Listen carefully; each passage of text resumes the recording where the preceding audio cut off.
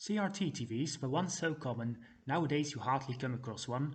Just when CRTs were at the brink of disappearing completely and ending up in landfills, retro gamers found a use for them.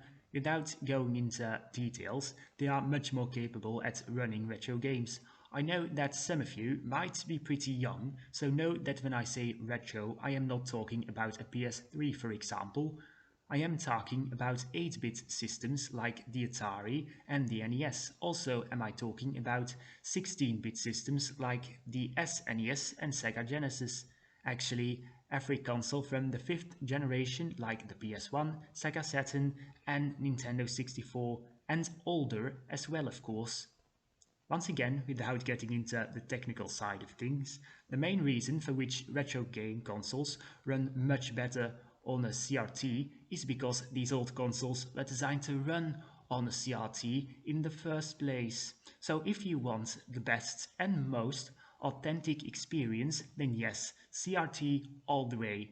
In this video, I'd like to talk about the downside of using a CRT TV. The downsides I'll be mentioning in this video are either painfully obvious or when you mishandle them. If you already have a CRT TV or want to buy one, then don't let this video dissuade you. Go ahead and treat yourself by buying one on eBay.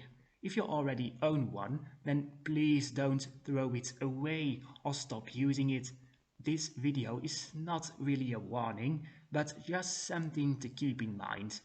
I see a lot of people talking about the advantages of CRTs, and rightfully so, but with all things in life, it aren't only advantages. These disadvantages are often overlooked or ignored by retro gamers. In this video, I'll be shedding some light on the dark side of CRTs. First, we'll start with trying to understand why they became obsolete in the first place. You've probably noticed that a CRT is thick. The reason for it being so thick is because there is a gigantic tube inside every CRT called a cathode-ray tube. The cathode-ray tube is a vacuum tube containing one or more electron guns, which emits electron beams that are manipulated to display images on a phosphorescent screen. To block most of the X-ray emission, the face is made of thick lead glass. This is to make the glass shatter resistant. This lead glass only contains a small amount of lead, which is a toxic heavy metal that can be dangerous when not handled or disposed of correctly. Its being so thick also has its practical disadvantages. It, for example, makes them much more difficult to store, as they take up far more space. This thickness also makes it a lot less compatible with most modern-day interiors.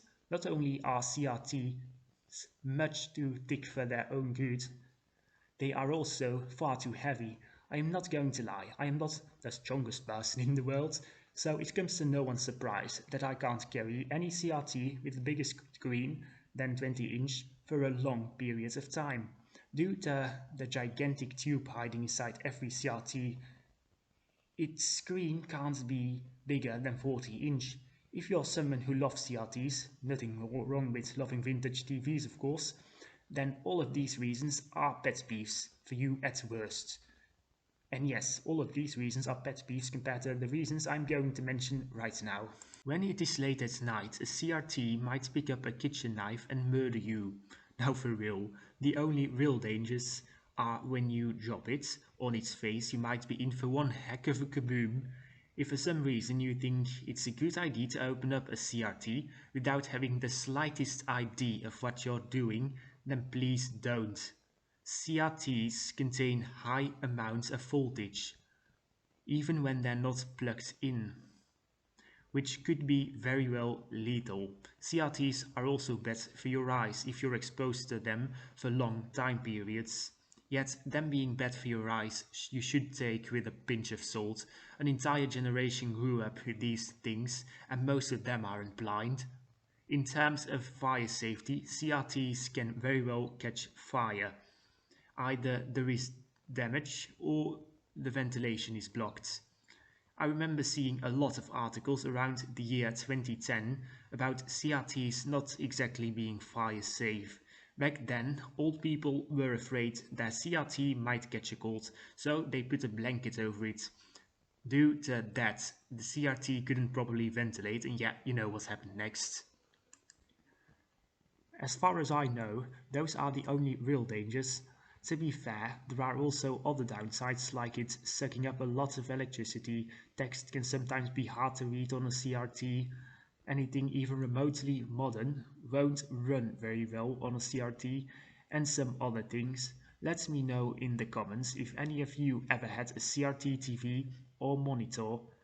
So yes, are there any downsides I forgot to mention in this video? Please don't forget to like, subscribe and maybe even hit that bell notification while you're at it.